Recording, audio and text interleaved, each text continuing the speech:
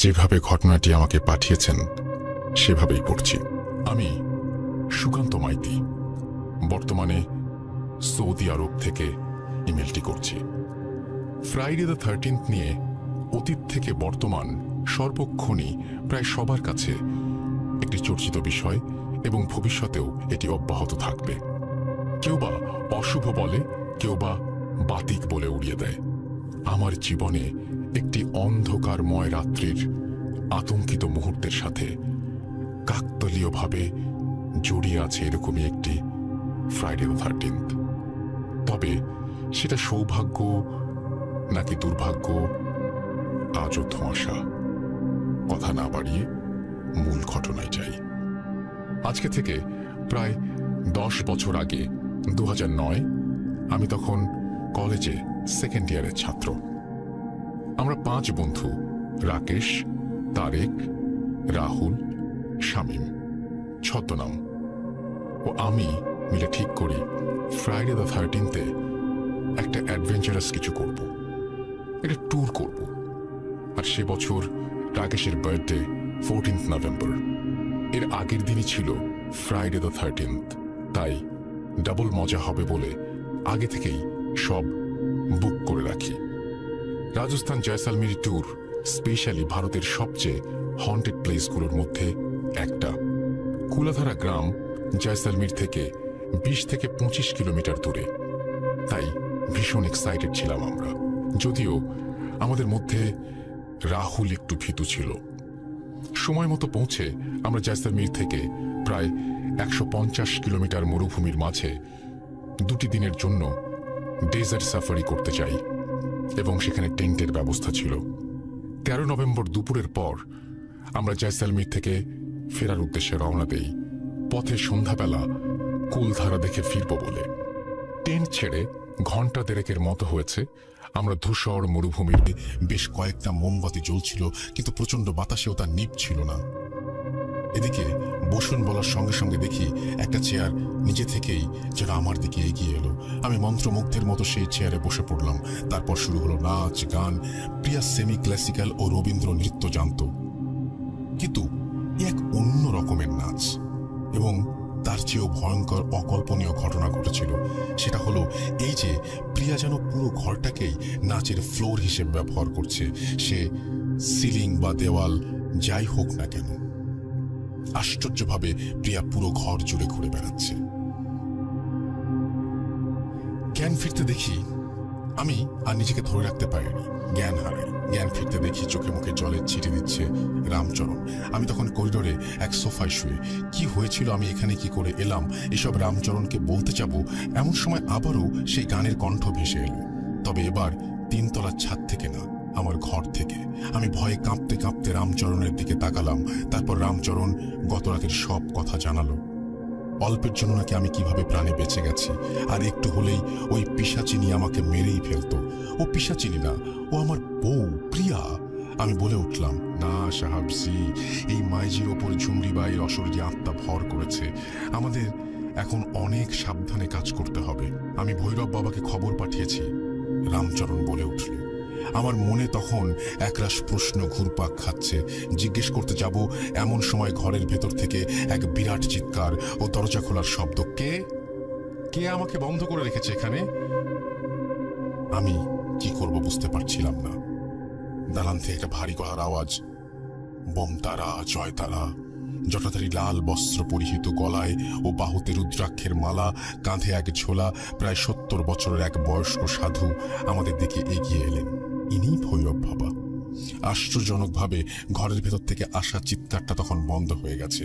ভৈরব বাবা ঘরটাকে দরজায় কি সব ছড়িয়ে দিয়ে ঝোলাটা ওখানেই নামিয়ে রেখে জানালেন, আজ সন্ধ্যায় সূর্যাস্তের পর উনি ওখানেই পুজো বসাবেন এবং যাবতীয় সব পোষার গ্লাসের জলটা কয়েক ঢোক খেয়ে একটু ধাতস্থ হয়ে সেদিনের সেই সন্ধ্যায় সমস্ত অপ্রাকৃতিক পৈশাচিক ঘটনার কথা বললেন এবং সেই সঙ্গে এই দুয়াপুরে কেনই বা তিনি এসেছেন তা সমস্ত খুলে বললেন।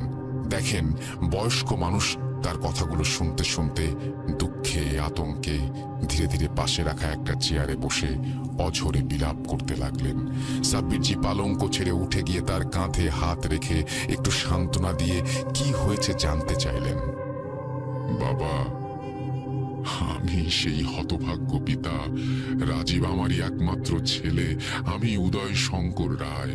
তোমার স্বপ্ন যে বাস্তবে রূপ নিয়েছে বাবা।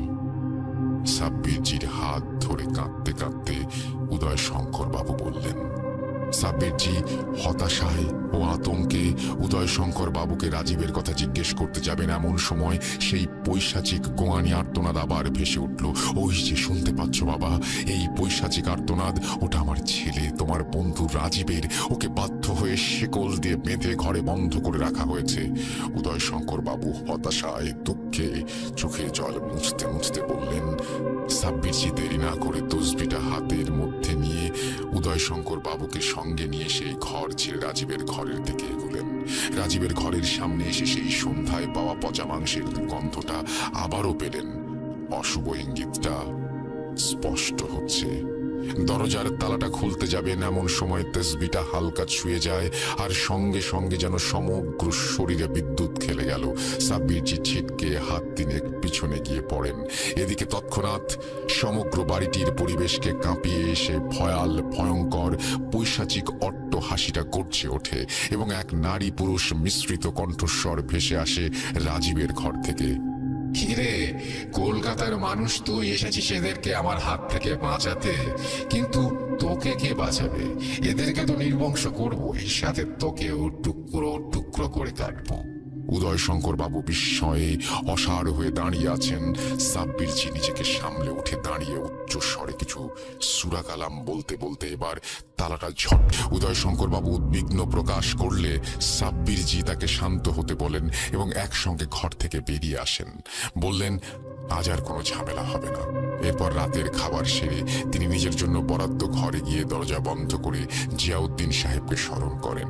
জিয়াউদ্দিন সাহেব এলে সমস্ত বিষয়ে আলোচনার পর সমস্যার উৎস জানতে চাইলে জিয়াউদ্দিন সাহেব বলেন, সাব্বির, আজকে এই নির্মম পরিস্থিতির জন্য অতীতের অসহায় যন্ত্রণায় দগ্ধ প্রতিশোধের আগুনের ফল। আর চিন্তা করো না, কালকেই তুমি সমস্ত কিছু জানতে পারবে। এই বলে সাব্বিরজিকে সাবধানে থাকতে বলে জিয়াউদ্দিন সাহেব আবারও অদৃশ্য হয়ে যান।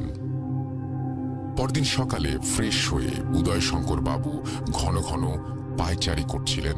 তাকে দেখতে পেয়ে আনন্দে ধন্যবাদ জানিয়ে জড়িয়ে ধরেন। সাব্বিরজি লক্ষ্য করেন দীর্ঘদিনের হতাশায় ও উদাসীনতায় ঘন কালো মেঘ কাটিয়ে যেন রুদ্রোজ্জ্বল হাসিটা খেলে উঠেছে উদয় শঙ্কর বাবুর মুখে। জানো বাবা, আজ প্রায় 3 মাস পর খোকা কথা বলেছে আমার সাথে। ওর মায়ের কাছে খিদে পেয়েছে বলে খেতে চেয়েছে। ওকে এখন অনেকটাই স্বাভাবিক লাগছিল। সাব্বিরজি ব্যাপারটা আগে থেকেই জানতেন যে তসবিটা ছোঁয়ানোর পরে এমনটাই হবে, কিন্তু কেন যেন মনে হচ্ছে কোনো এক ঝড়ের পূর্বেকার নীরবতাময় পরিবেশ। উদয় শঙ্কর বাবুকে কিছু বুঝতে না দিয়ে শান্ত হতে বলেন। এরপর সকালে প্রাতরাশ সেরে বৈঠকখানায় একটি বেতের চেয়ারে বসে চা খেতে খেতে উদয় শঙ্কর বাবুর কাছে এ যাবৎ পর্যন্ত ঠিক ঠিক কি ঘটেছে সব জানতে চাইলেন। উদয় শঙ্কর বাবু বলা শুরু করলেন, এখন মনে হচ্ছে গত বছর পুজোর ছুটিতে খোকা বাড়ি আসার পর থেকে হয়তো এই সমস্যার সূত্রপাত। আসলে সেবার বিসর্জনের সন্ধ্যায় দত্ত নদীতে প্রতিমা বিসর্জন দিতে বন্ধুদের সাথে বাজি ধরে দুর্ভাগ্যবশত নদীর পাড়ে শ্মশানে ঢোকার মুখে মৃত শুকনো নিম গাছটির ডগায় ওঠে, কিন্তু হাত 10 ওঠার পরই হঠাৎই পড়ে যায়। যদিও ভগবানের কৃপার জোরে বেঁচে যায়, হালকা কাটা ছেঁড়া ছাড়া তেমন কিছু হয়নি। সেদিন খোকা কিন্তু বারবার বলেছিল যে ওকে কেউ ধাক্কা দিয়েছে, অথচ আমরা ওর মনের ভুল ভেবে আমলই দেয়নি। আজ বুঝতে পারছি যে কত হঠাৎই উমর ঘুমের ঘোরে চিৎকার করে ছটফট করতে থাকে। ওকে নাকি গরম পানিতে গোসল করাচ্ছিল কেউ, সমস্ত শরীর ঝলসে যাওয়ার ছোপ ছোপ দাগ। এই বলে লোকটি কেঁদে ওঠে। ইমাম সাহেব তাকে আশ্বস্ত করার চেষ্টা করেন এবং আল্লাহ ভরসা বলে তাকে সান্ত্বনা দেন। বলেন, ওই জিনকে আমার পক্ষে সারানো সম্ভব নয়। তুমি নিয়মিত বাড়িতে কোরআন পাঠ করো আর মহান আল্লাহ রাব্বুল আলামিনকে স্মরণ করো, উনি ঠিকই একটা রাস্তা দেখাবেন। সাব্বিরজি তাদের দিকে এগিয়ে যান এবং তাদের কথোপকথনের মধ্যে অনধিকার প্রবেশের জন্য ক্ষমা চেয়ে নিয়ে বলেন, আসসালামু আলাইকুম। কি হয়েছে ভাই? কিছু সমস্যা? মাফ করবেন, আমি আপনাদের কথোপকথনের কিছুটা শুনে ফেলেছি। কি হয়েছে আপনার ছেলের? কোনো সমস্যা? ভাই, মহান আল্লাহর উপর বিশ্বাস রাখেন, সব ঠিক হয়ে যাবে। ইমাম সাহেব ও ভদ্রলোকটি একটু সংকোচে ও বিস্ময়ে তার দিকে তাকিয়ে থাকেন। সাব্বিরজি অস্বাভাবিকতাটা কাটিয়ে সবিস্তারে নিজের পরিচয় দেন। সঙ্গে সঙ্গে ইমাম সাহেব ও ভদ্রলোকটির মুখমণ্ডলে যেন একটা আশার রেখা ফুটে ওঠে। ইমাম সাহেব সাব্বিরজি ও সেই ভদ্রলোক আগ্রহে আপ্যায়ন করে পাশের বাড়িতে নিয়ে যান। বলেন যে বাকি কথাটা ওখানেই হবে। সেই মতো লোকটিও সাব্বিরজি ইমাম সাহেবকে অনুসরণ করতে করতে মসজিদ থেকে বেরিয়ে যান। ইমাম সাহেবের বাড়িতে ঠান্ডা গোলাপ শরবত খেয়ে গ্লাসটি টেবিলে রেখে একটু ধাতস্থ হয়ে ভদ্রলোক বলতে লাগলেন, আমার নাম শেখ ফারহান শাহ। আমি লখনউয়ের একটি আইটি ফার্মের ম্যানেজার। মাস ছয়েক হলো মোহাম্মদপুরে একটি ভিলা সোসাইটিতে ডুপ্লেক্স বাড়ি কিনেছিলাম। মাস দুয়েক হলো ওখানে শিফট করেছি। ঘটনার সূত্রপাত ঘটে ঠিক তার 15 দিন পর।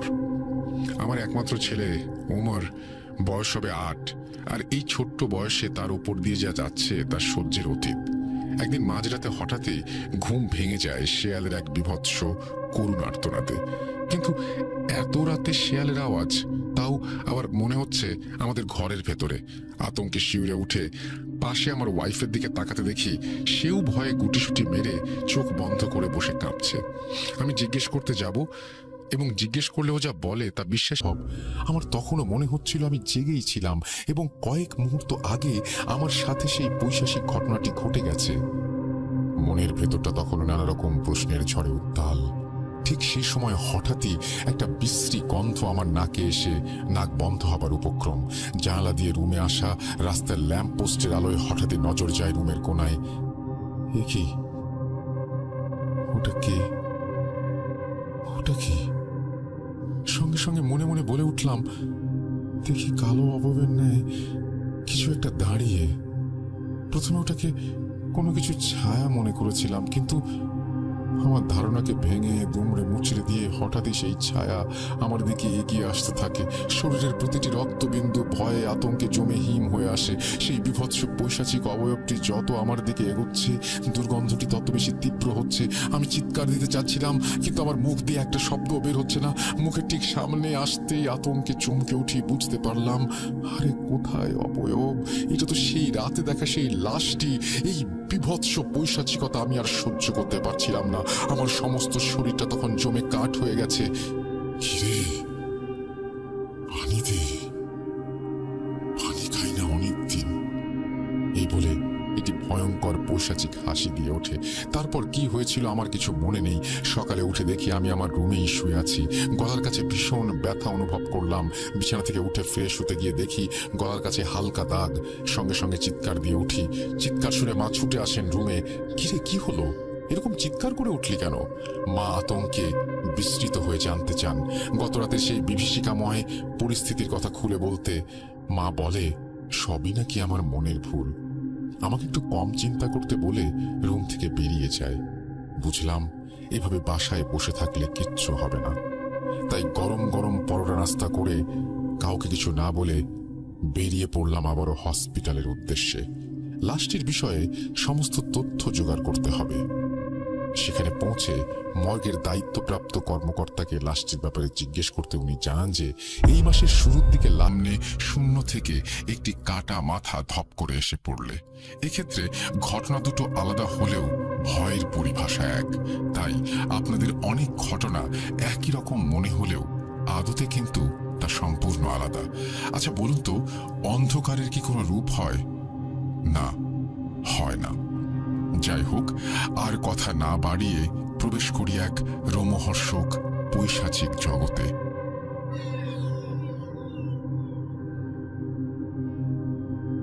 সেদিন ছিল অমাবস্যার রাত।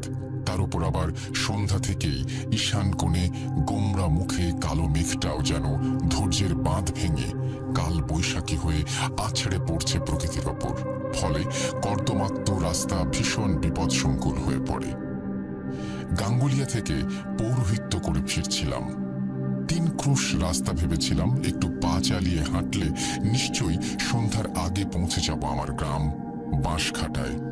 তাই মুখুজ্জে মশাইয়ের অনেকবার বলা সত্ত্বেও তা তাদের গরুর গাড়িতে আসেনি। এখন দেখছি গাড়িতে এলে হয়তো ভালোই করতাম। অগত্যা সেই পিচ্ছিল রাস্তায় যতটা সম্ভব সাবধানে হাঁটতে শুরু করলাম ঘরের উদ্দেশ্যে। বৃষ্টিটা একটু ক্লান্ত হয়ে থেমেছে। কাদা রাস্তায় সাবধানে পা ফেলে যতক্ষণে গ্রামের সীমানায় পৌঁছালাম ততক্ষণে সন্ধ্যা ঘনীভূত হয়েছে। রাস্তাটা যেহেতু চেনা, তাই অন্ধকার পথে নিজেকে ভাসিয়ে দিলাম। সেদিন মনটা মেয়েটার জন্য একটু বেশি আকুল ব্যাকুল হচ্ছিল। সন্তান সম্ভবা পাগলি মাটা কি জানি সারাদিনে কি খেলো, কি করলো। প্রসবের দিন শীঘ্রই ঘনিয়ে আসছে। নিজের কাজটাও ঠিক করে করতে পারে না। যদিও ভোলার মাকে বলে এসেছিলাম শ্যামার যেন একটু খেয়াল রাখে, কিন্তু তার তো বিকেলেই চলে যাওয়ার কথা। জানে আমি তার আগেই চলে আসব। এখন জানি না সে আছে না চলে গেছে। দ্রুত পা চালাবো, এমন সময় পাশের জঙ্গল থেকে একটি চি চি শব্দ ভেসে আসতে লাগলো। চমকে উঠলাম, ভাবলাম হয়তো কোনো জন্তু জানোয়ার। কিন্তু কিছু বুঝে ওঠার আগেই হঠাৎই জঙ্গল কাঁপিয়ে এক অন্ধকারে মিলিয়ে গেল। রাত কয়েক প্রহর হয়েছে খেয়াল নেই, তবে আন্দাজ ব্রহ্ম মুহূর্তের ঠিক আগে হবে। আচমকাই গ্রামের দিক থেকে সেই বিভৎস পৈশাচিক ওই চি চি আর্তনাদ ভেসে আসে এবং তার ঠিক পর মুহূর্তেই একটি রাশভারী কণ্ঠস্বরে যেন অন্তিম চিৎকার ভেসে আসে। সবাই অজানা আতঙ্কে শিউরে উঠে নিজেদের মধ্যে জিজ্ঞেস করতে থাকি যে কি হলো, কে ওই চিৎকার করতে পারে। উদ্বিগ্নে ভয়ে কোন রকমে সেই অতিকায় দীর্ঘ রাত্রির অবসান ঘটিয়ে সূর্যের এক ঝলক আভা গায়ে পড়তেই মোড়ল মশাইয়ের নির্দেশে আমরা সবাই দ্রুত গ্রামের উদ্দেশ্যে পা চালাই। চণ্ডী মণ্ডপের পাশে আসতেই সবাই আতঙ্কে ভিমড়ে খেয়ে পড়ি। কয়েকজন বাবাগো মাগো বলে প্রাণ নিয়ে যে যেদিকে পারল দৌড়ে পালালো। শিরধারা দিয়ে যেন হিমেল স্রোত বয়ে গেল। চণ্ডী মণ্ডপের পাশের গাছটা থেকে একটি ধরহীন মাথা ঝুলছে। মাথাটা থাকলেও বেশভূষায় আন্দাজ করা যায় যে কে এই ব্যক্তি। মোড়ল মশাই আতঙ্কে কাঁপতে কাঁপতে বলে উঠলেন, কিন্তু গত রাত্রিরে তার সাদা গায়ে ধুতির ন্যায় বস্ত্র ছিল, তার মানে ওটাই কি তবে সেই? ভয়ে আর কিছু বলতে পারলেন না। ঈশ্বরের নাম নিয়ে আতঙ্কে চোখ বন্ধ করলেন। কালো বস্ত্র পরিহিত ধরহীন দেহটাকে পরিষ্কার বোঝা যাচ্ছিল যে এটা সেই তান্ত্রিকেরই দেহ। খানিক বাদে পাশের ঝোপে তার জটাধারী কাটা মাথাটা দেখে গণেশ চিৎকার দিয়ে মূর্ছা যায়। যে কজন সেখানে ছিলাম কয়েক মুহূর্তে সেই বিভীষিকাময় পরিস্থিতিতে হতবাক হয়ে থম মেরে দাঁড়িয়ে যাই। আচমকা মোড়ল মশাই পাগলের মতো বিলাপ শুরু করলেন, ও ছাড়বে না, ও আমার ছেলেকে মেরে ফেলবে, ছাড়বে না, না না না, ছাড়বে না, ছাড়বে না। আমি একটা দীর্ঘশ্বাস ফেলে বলে উঠলাম, চিন্তা করবেন না মোড়ল মশাই, সবই অদৃষ্ট। আজ মায়ের পুজো, সব ঠিক হয়ে যাবে। কিন্তু আমার কথা শেষ হতে না হতেই মোড়ল মশাই উন্মাদের মতো বিড়বিড় করতে করতে ছুটে চলে যান। ততক্ষণে ক্যাপ্টেন সাহেবও চলে এসেছেন। এরপর সব দেহ ওনার তত্ত্বাবধানে দাহ করার ব্যবস্থা করতে বলে আমি গণেশকে নিয়ে মন্দিরের উদ্দেশ্যে রওনা দেই পুজোর আয়োজন করতে। দাহ কাজ সম্পন্ন করতে করতে দুপুর গড়িয়ে বিকেল হয়ে আসে। এদিকে একে একে সবাই ভিড় করতে শুরু করে মণ্ডপে। রাত্রি দ্বিপ্রহরে পুজোয় বসবো প্রস্তুতি নিচ্ছিলাম। দেখলাম ভয়ে ভয়ে সবাই যেন এক মনে মাকে স্মরণ করে পুজোতে অংশগ্রহণ করে। প্রতিবার মোড়ল মশাইয়ের ছেলে রাঘবই বলে দিত এবং ওই দিকের সমস্ত আয়োজনটা সামলাতো।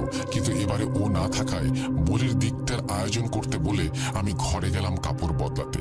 সন্ধ্যা ধীরে ধীরে রাত্রিতে ঘনীভূত হচ্ছে। একে একে সমস্ত গ্যাস লাইটগুলো জ্বলতে শুরু করেছে। এমন সময় হঠাৎই সেই পরিচিত চি চি শব্দ গায়ে কাটা দেওয়ার মতো পৈশাচিক আর্তনাদ শুনে ঘর থেকে বেরিয়ে আসি। দেখি আতঙ্কে বাইরে শোরগোল পড়ে গেছে। আমি বাইরে এসে শান্ত হতে বলতেই আমাকে দেখে আচমকাই সবাই যেন বিস্ময়ের মন্ত্রমুগ্ধের মতো চুপ করে দাঁড়িয়ে যায়। গণেশ কাঁপতে কাঁপতে প্রশ্ন করে, ঠাকুর, এ কি বেশভূষা আপনার? এর আগে তো আপনার এই বেশভূষায় দেখিনি। দেখলাম কয়েক সেকেন্ড আগে ঘটে যাওয়া পৈশাচিকতা ভুলে সবাই বিস্ময়ে জিজ্ঞাসু দৃষ্টিতে আমার দিকে তাকিয়ে আছে। পরিকল্পনা মাফিক সেদিনের পুজো অন্য বছরের ন্যায় সাধারণ ছিল না, তাই সেই বিশেষ পুজোর জন্য বিশেষ বস্ত্র পরেছিলাম। আমার শরীরে ছিল রক্ত জবার মতো টকটকে লাল ধুতি, দুই বাহু ও গলায় ছিল রুদ্রাক্ষের মালা, কপালে ছিল একটি বিশেষ ছাই ভস্যের টিকা। আমি গম্ভীর কণ্ঠস্বরে ওদেরকে আশ্বস্ত করে পুজোয় বসলাম। পুজো যখন গমগমিয়ে চলছে, কাসর ঘণ্টা ঢাক করতলে চারিদিকে মুখরিত, ধূপ ধুনোর গন্ধে চারিদিকে সুবাসিত, অহরহ ঘিয়ের সংযোজনে যজ্ঞকুণ্ডের আগুন যখন আকাশ চুম্বি, ক্যাপ্টেন সাহেবও তার পাহারার আরো এক প্রস্থ মহড়া করে এসে মণ্ডপের কাছে রাখা চেয়ারে বসেছেন। রাত্রি দ্বিপ্রহর সবে শুরু। পুষ্পাঞ্জলি শেষ করে অন্তিম পর্বে এবারে বলির রক্ত মাকে উৎসর্গ করার জন্য গণেশকে পাঁঠাটাকে হাঁড়ি কাঠে ঢুকিয়ে প্রস্তুত হতে বলি। চাল দুর্বা ছড়িয়ে সবে পাঁঠাটার কপালে সিঁদুরের তিলক পরাবো, এমন সময় ঘটে যায় এক সাংঘাতিক ঘটনা। চারিদিক তখন তুমুল ঝড় উঠেছে। হঠাৎই শেহালের অহরহ হাড় হিম করা চিৎকারে বুকের ভেতরটা ছ্যাঁত করে ওঠে। সেই অতি প্রাকৃতিক ভয়ঙ্কর পরিবেশের মাঝে আচমকাই অশ্বত্থ গাছটার দিক থেকে করুণ কান্না, ওরে শেষবারের মতো প্রাণ ভিক্ষার স্বর ভেসে আসে। আমাকে মেরো না, ছেড়ে দাও, কে আছো, আমাকে বাঁচাও এই পিশাচের হাত থেকে। কথাটা আর সম্পূর্ণ করতে পারে না। সঙ্গে সঙ্গে মর্মান্তিক চিৎকারে কণ্ঠস্বরটা ম্লান হয়ে অন্ধকারে মিশে যায় এবং ঠিক সেই মুহূর্তে অন্ধকার থেকে একটি কাটা পূর্ণ বয়স্ক যুবকে পরিণত হয়েছে। আমরাই একটা ধুতি পড়তে দেই ওকে। শিবাই জানায় এর বদলা সে নেবেই। প্রতি অমাবস্যায় এক এক করে সবাইকে মারবে, এই বলে সেই অসত্য গাছটায় মিলিয়ে যায়। তারপর থেকে পরবর্তী দুটি অমাবস্যায় পরিকল্পনার প্রথম চরণ অনুযায়ী যথাক্রমে হারুলাল ও রাকেশকে নির্মম শাস্তি দেওয়ার পর রাঘবকে মায়ের চরণে বিশেষভাবে বলি দেওয়ার পরিকল্পনা থাকলেও ব্যাগড়া দেয় সেই কাপালিক তান্ত্রিক। ও যে পয়সার লোভে শুধু পিশাচ তাড়াতে নয়, উপরন্তু চেয়েছিল শিবাইকে বন্দি করে ওর পাপ কার্য সিদ্ধ করবে। তাই প্রথমে অসত্য গাছের মন্ত্রপুত লাল সুতো জড়িয়ে শিবাইকে বন্দি করে এবং চতুর্দশীতে এসে ওকে বশে আনার পদ্ধতি অবলম্বন করবে। কিন্তু তার আগেই আমি সবার অলক্ষ্যে বিশেষ পুজো করে সেই সুতোর বাঁধনে ছিন্ন করি এবং একটি নকল সুতো জড়িয়ে দেই। এরপর চতুর্দশীর দিন সন্ধ্যায় যথাক্রমে প্রথমে গ্রামবাসীকে ছলে বলে গ্রামের বাইরে নিয়ে গিয়ে বন্দি করা ও পরে সেই তান্ত্রিকে গ্রামে ঢুকলে নির্মমভাবে শাস্তি দেওয়া, এটাই ছিল আমাদের পরিকল্পনার দ্বিতীয় চরণ। আর সেবার পুজোয় কালীর পরিবর্তে শ্মশান কালীর তীব্র রূপ পুজোর এক বিশেষ সংকল্প নয়। সেই মত রক্তাম্বর পরিহিত হয়ে কপালের পাগলির চিতাভস্যের তিলক কেটে পুজোয় বসি। রাঘবই ছিল ওই শয়তানগুলোর মাথা। তাই প্রতিজ্ঞা করি যেভাবেই হোক রাঘবকেই মায়ের কাছে বলি দেব। সেটাই ছিল আমাদের পরিকল্পনার তৃতীয় চরণ। যেই ভাবা সেই কাজ। এরপর বাকিটা তোমরা জানো। এই বলে ভট্টাচার্য দাদু থামলেন। প্রিয়া হঠাৎই জিজ্ঞেস করে উঠল যে পরবর্তীতে মোড়লের কি হয়েছিল। পাপ কখনো বাপকেও ছাড়ে না। পরবর্তীতে মোড়ল মশাই সন্তান হারিয়ে সম্পূর্ণ পাগল হয়ে যান এবং বছর 2 পরে মারাও যান। ভট্টাচার্য দাদু ঘৃণার ছলে বললেন, আমি জানতে চাইলাম শিবাই কেন মারল না মোড়ল সাহেবকে এবং ও এখন কোথায়। উত্তরে ভট্টাচার্য দাদু জানালেন যে উনি চেয়েছিলেন সন্তান বিয়োগে মোড়ল মশাই যেন ধীরে ধীরে শেষ হয়, আর শিবাই তার কাছ থেকে বিদায় নিয়ে নিজ জগতে ফিরে গেছে। সেদিনের পর থেকে আর ফিরে আসেনি। সন্ধ্যা তখন ধীরে ধীরে রাত্রিতে ঘনীভূত হচ্ছে। আমরা সবাই বাড়ির উদ্দেশ্যে রওনা হব। এমন সময় থমকে যাই। এ কি, মনে হলো অসত্য গাছের কাছে সাদা ধুতি পরে কেউ দাঁড়িয়ে আছে। খানিকক্ষণ ওদিকে তাকিয়ে থাকার পর ভ্রম কাটল প্রিয়ার ডাকে।